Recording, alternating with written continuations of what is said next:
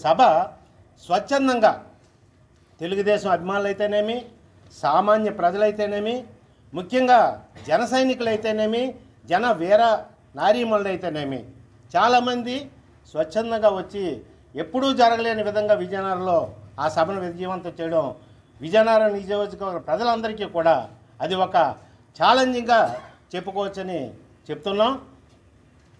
దాని తర్వాత నిన్నే మరి స్క్రూటినీ కార్యక్రమం కూడా అయిపోయింది.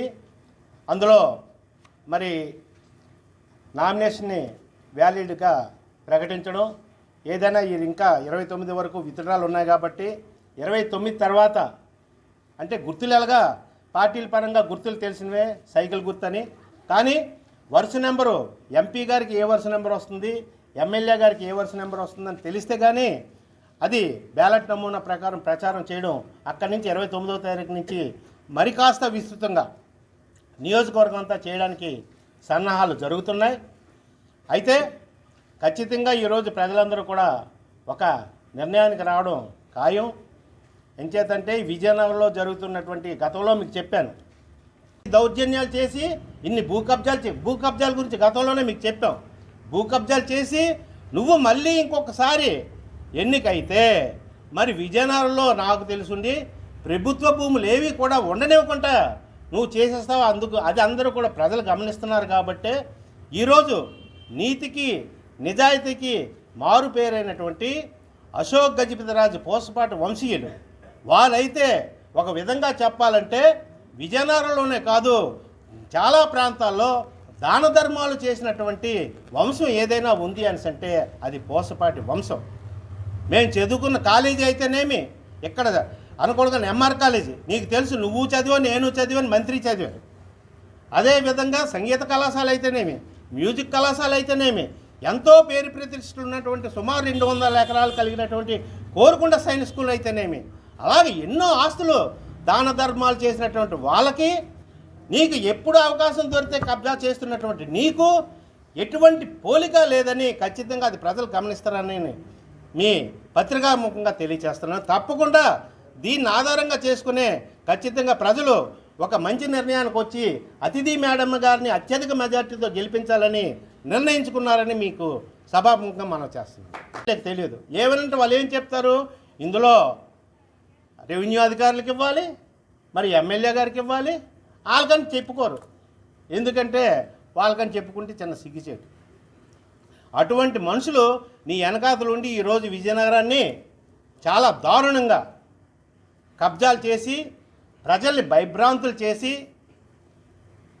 ఈ భూముల విషయంలో కూడా సెటిల్మెంట్లు చేసి మరి సొంత బంధువుల దగ్గర ఎవరైనా ఏంటనుకుంటారు, మనమైతే మాత్రం అరే పాపం వీళ్ళు ఏవి పెద్ద కోటేశ్వర్లు కాదు, సామాన్యులు, మిడిల్ క్లాసు అండ్ సామాన్యులు, వీళ్ళ దగ్గరే మీరు డబ్బులు తీసుకుంటే ఇంకా మిగతా వాళ్ళ విషయంలో మనం చెప్పవసరం లేదు. ఎందుకంటే వాళ్ళే చెప్తున్నారు. ఎందుకంటే బాబు మా ఎమ్మెల్యే గారు కూడా వాళ్ళ సామాజిక వర్గం దగ్గర కూడా నేను మొన్న బోగట చేసి చెప్తున్నారు, ఆయన వాళ్ళ సామాజిక వర్గం కూడా విడిచిపెట్టలేదు. వాళ్ళ సొంత బంధువులైన వాళ్ళు కూడా పాపం రేగలో ఒక ల్యాండ్ ఉంటే ఆ ల్యాండ్ మీద ఈయన కన్నుపడింది. ఆఖరికి పాపం వాళ్ళ కోర్టుకు వెళ్ళవలసినటువంటి దౌర్భాగ్య స్థితి వచ్చింది వాళ్ళ సామాజిక వర్గం.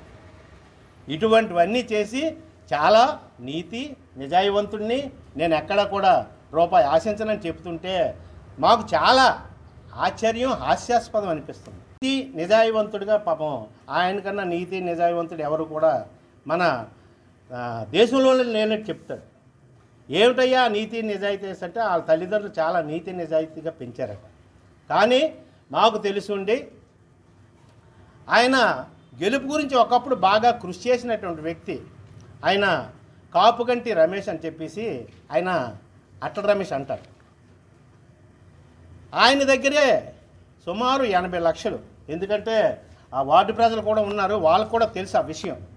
శాంతినగర్ 80 లక్షల రూపాయలు అప్పు తీసుకుని ఆయన ఎప్పుడు ఇస్తారో తెలియక మన ఎమ్మెల్యే గారి దగ్గరికి వెళ్తే ఆయన చుట్టూ తిరిగితే ఆయన ఏంటంటే ముందు ఎలక్షన్ గట్టెక్కిపోవాలి. ఆయనకి ఎలక్షన్ అయిపోయినప్పుడు నీ సంగతి చూద్దాం.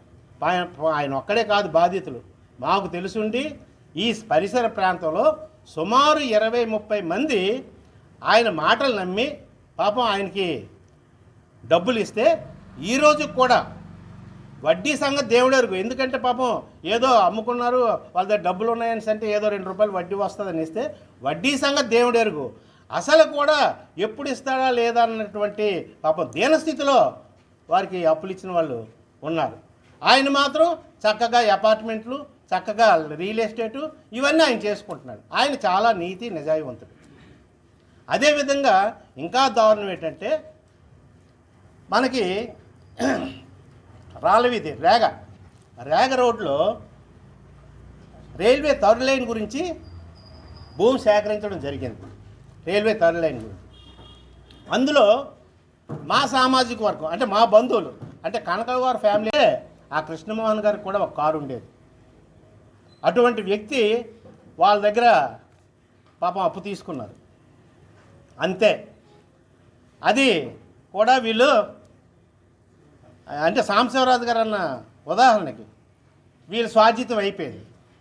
ఇక మూడోది పాపం మీ అందరికీ తెలుసు, మీతో పాటు మరి మీ మీడియా మిత్రుడే, అతను కూడా జర్నలిస్టు, మన ఎలిశెట్టి వారి ఫ్యామిలీ. ఆ ఎలిశెట్టి వారి ఫ్యామిలీ అంటే విజయనగరంలో ఒకప్పుడు ఎలిశెట్టి వెంకటస్వామి నాయుడు గారు అంటే చాలా గౌరవం ఉండేది, చాలా పెద్ద మనిషి. వాళ్ళు కూడా వీళ్ళ దగ్గర పాపం అప్పు తీసుకున్నారు. అప్పు తీసుకుంటే మనకు తెలియంది ఏముంది, దానికి వడ్డీ మీద వడ్డీ. ఆఖరికి పాపం మాకు తెలిసింది మా చిన్నప్పటి నుంచి అక్కడ ఈ మధ్యకాలంలో వెంకటలక్ష్మి థియేటర్ అంటారు, కానీ పూర్వం అశోక థియేటర్ అనేవారు. ఆ అశోక థియేటర్ అంటే విజయనగరంలో అప్పుడు 8దో 9దో థియేటర్లు ఉంటే అన్ని థియేటర్లకి పెద్ద థియేటర్ ఏదయ్యా అని అంటే అశోక థియేటర్. అటువంటి థియేటర్ని కూడా వీళ్ళు అప్పులు ఇచ్చి చాలామంది పాపం పెద్ద మనుషుల దగ్గరికి వెళ్ళారు, కానీ తీర్చడానికి అవకాశం ఇవ్వకుండా దాన్ని కూడా వీళ్ళు హ్యాండ్ ఓవర్ చేసేసుకున్నారు. అలాగే ఏంటంటే సాంబశివరాజు గారు దాన్ని దృష్టిలో ఉంచుకునే మీ దగ్గర అంటే చాలామంది దగ్గర ఏంటంటే హస్తవాసు, ఒకవేళ ఏదైనా మంచి కార్యక్రమం చేస్తే పెళ్ళి కానీ లేకపోతే ఏదైనా ఇల్లు కొనాలన్నా కొంతమంది దగ్గర అప్పు తీసుకుంటే అది అప్పు తిరిగి తీర్చి వాళ్ళ ఆస్తులు నిలబడతాయి. కానీ ఇక్కడ అలా కాదు, పొరపాటును కానీ వీళ్ళ దగ్గర అప్పు తీసుకుంటే వాళ్ళ ఆస్తులు వాళ్ళకి స్వాహా అయిపోతాయి. అది విజయనగరం చరిత్ర చెప్తుంది. అది కాకుండా అక్కడ అలాగైతే ఏంటంటే ఇక్కడ కూడా ఆయన అంచులు అలీబాబా 40 దొంగలు ఉన్నారు. వాళ్ళు ఏంటంటే ఆయన అప్పులు ఇచ్చి స్వాహా చేసుకుంటే ఇక్కడ మా కార్పొరేటర్ ఉన్నాడు శాంతినగర్లో, కార్పొరేటర్ 24వ తేదీన మన కలెక్టర్ ఆఫీసు జంక్షన్లో నిర్వహించినటువంటి ప్రజాగలం బహిరంగ సభ, అందులో మన విజయనగరం పార్లమెంట్ అభ్యర్థి మన కలిశెట్టి అప్పలనాయుడు గారు, అదేవిధంగా అసెంబ్లీ అభ్యర్థి శ్రీమతి అతిథి విజయలక్ష్మి మేడం గారు, వీళ్ళిద్దరూ కూడా మరి ఉమ్మడి అభ్యర్థులుగా పోటీ చేసిన సందర్భంలో మన మాజీ ముఖ్యమంత్రి వర్యులు చంద్రబాబు నాయుడు గారు, అదేవిధంగా జనసేన అధినాయకులు పవన్ కళ్యాణ్ గారు, వీరు కూడా రావడం విజయనగరం నియోజకవర్గ ప్రజలందరూ కూడా ఎంతో ఉత్సాహంగా ఆ సభలో పాల్గొని స్వచ్ఛందంగా, ఎందుకంటే స్వచ్ఛందంగా అంటున్నాం, దానికి ముందు రోజు జరిగినటువంటి సభే మనకు ఉదాహరణ. ఆ సభకు సుమారు 4 నియోజకవర్గాల నుంచి జన సమీకరణ చేయడం, అది కాకుండా గ్రామాల సైతం వార్డులు సైతం ప్రభుత్వ బస్సులను ఆర్టీసీ బస్సులను కూడా పంపించి జన సమీకరణ చేసి మరి అక్కడికి వచ్చిన వాళ్ళు కూడా ఎంతో కొంత ముట్ట చెప్తే కానీ వాళ్ళకి జన సమీకరణ జరగలేనటువంటి పరిస్థితి. వాళ్ళ భూములకి ఏంటంటే వాళ్ళని జడిపించి, ఎవరో కాదు జడిపించిన వాళ్ళు, మా సామాజిక వరకు ఆ వీరభద్ర స్వామి అనుచరుగా చెప్పుకున్నటువంటి ఇక్కడ దౌర్జన్యంగా చేస్తున్నటువంటి వ్యక్తులు వాళ్ళు ఏంటంటే వీళ్ళ దగ్గరికి వెళ్ళి ఇవన్నీ కూడా డీపట్టా భూములు, రైల్వే తీసుకుంటే మీకు పైసా రాదు, మీరు చాలా నష్టపోతారని చెప్పి ఏదో వీళ్ళకేదో మేలు చేసినట్టు వీళ్ళని నమ్మించి, అదేంటంటే క్లియర్గా డీ పట్టా భూములు కూడా 2012లో ఒక జీవో వచ్చింది, 571 జీవో అని చెప్పేసి. ఆ జీవో తాలూకా సారాంశం ఏంటంటే, నా దగ్గర జీవో కాపీ కూడా ఉందండి. ఆ జీవో తాలూకా సారాంశం ఏంటంటే, ఈవెన్ డీ పట్టా భూములు కూడా 12 సంవత్సరాలు వాళ్ళు హక్కు అనుభవంలో ఉంటే జరాయితీ భూములకి ఏ విధంగా నష్టపరిహారం ఇస్తున్నారో అదే విధంగా నష్టపరిహారం వీళ్ళకి కూడా చెల్లించాలి. అంటే ఇన్నాళ్ళు ఏంటంటే నష్టపరిహారం సపోజ్ గవర్నమెంట్ రేటు అక్కడ 2 లక్షల రూపాయలు ఉందనుకోండి, ఆ 2 లక్షల రూపాయలే ఇచ్చేవారు. కానీ ఇప్పుడు ఈ జీవో ప్రకారం ఈవెన్ డీ పట్టా భూమి అయినా సరే 2.5 రెట్లు ఇమ్మని చెప్పేసి జీవో పాస్ చేయడం జరిగింది 2012లో. అది పాపం ఈ రైతులకు తెలియక, రైతులంటే వీళ్ళు కూడా మా బంధువులే, ఎక్కువ కనకలవారి ఫ్యామిలీ, ఇగో వీళ్ళందరూ ఇక్కడే ఉన్నారు. వాళ్ళకి తెలియక వాళ్ళని భయపెట్టి ముందొచ్చి మీకు ఎకరానికి 30 లక్షలే వస్తుందని చెప్పి దాన్ని వచ్చి ఏదో 60 లక్షలు వాళ్ళు చేసేసినట్టు, ఆ 60 లక్షల్లో వాళ్ళ కమిషన్స్ ఏంటంటే సుమారు 10 లక్షల నుంచి 20 లక్షల రూపాయల వరకు ఒక ఎకరం దగ్గర. అలాగా సుమారు 3 కోట్ల పైన. ఇంకా ఎవరో బయట వాళ్ళ దగ్గర కాదండి, బయట వాళ్ళ దగ్గర అంటే మరి ఇంకా మీరు ఆలోచించుకోండి. సొంత బంధువుల దగ్గర, సొంత కమ్యూనిటీ సభ్యుల దగ్గర దోచేశారు. అన్నీ కూడా చాలా స్పష్టంగా ప్రజలకు అర్థమవుతున్నాయి. ఉదాహరణకి మొన్న మీటింగ్లో కూడా చంద్రబాబు నాయుడు గారు లాంటి వాళ్ళు కూడా ఇక్కడ వీరభద్రస్వామి కబ్జా చేస్తున్నారన్న విషయం ఆయన దృష్టికి వెళ్ళిందంటే ఇక్కడ ఎంత కబ్జాలు జరుగుతున్నాయి అన్నది వాస్తవంగా తెలుసుకోవచ్చు.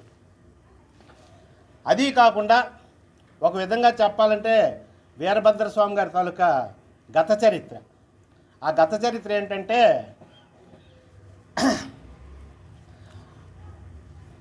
అప్పులు తీసుకో ఆస్తులు సమర్పించుకో అనే నానుడితో గతంలో ఆయన ప్రవర్తించారు. అంటే ఆయన దగ్గర ఎవరైనా అప్పులు తీసుకుంటే వాళ్ళ ఆస్తులు ఈయనకి సమర్పించుకోవాల్సిందే. ఎందుకంటే గతంలో 2004లో ఎమ్మెల్యేగా గెలిచేటప్పుడు నేను వీరభద్రం గారు, ఎందుకంటే మా అందరికీ గురువర్యులు గౌరవనీయులు సాంబశివరాజు గారు కీర్తిశేషులు, ఆయన దగ్గర ఎలాగే కూర్చుంటుండగా ఆయన ఏదైనా నిజాన్ని కూడా అంటే వాస్తవాన్ని కూడా ఒక జోకిగా చెప్తుంటారు. వాస్తవాన్ని కూడా కూర్చునేటప్పుడు, ఓ స్వామి మీ దగ్గర ఎవడైనా అప్పు తీసుకున్నాడు అనుకో ఆడ ఆస్తులు మీకు ఇచ్చేవలసిందన్నయ్య అన్నారు. ఏమిటి సాంబశివరాజు గారు ఏంటి ఎంత డైరెక్ట్గా అనేస్తారంటే ఈయన చిన్న వెకిలినే నవ్వాడు ఆ మాటకి. ఏమిటి ఎంత దీనిగా అన్నారని అంటే, ఉదాహరణకు ఆయన ఎప్పుడు కూడా మొయ్యి నుంచి ఆయన అప్పుడు ఆఫీస్ ఏంటంటే లక్కపందిరి వీధిలో ఆయన ఆఫీస్ ఉండేది, అక్కడికి వస్తుండారు. వస్తుండగా త్రోవలో చూస్తే సుమారు 45 ఎకరాలు బండారు అప్పలరాజు, ఆయన బొగ్గుల అప్పలరాజు అంటారు.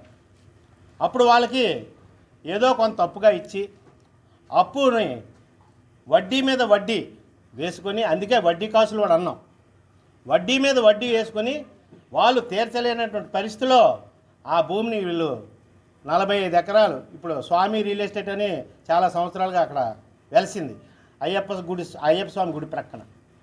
అది ఒకటైతే, రెండోది మనందరికీ తెలుసు వెంకట పద్మ నర్సింగ్ హోమ్ అని చెప్పి.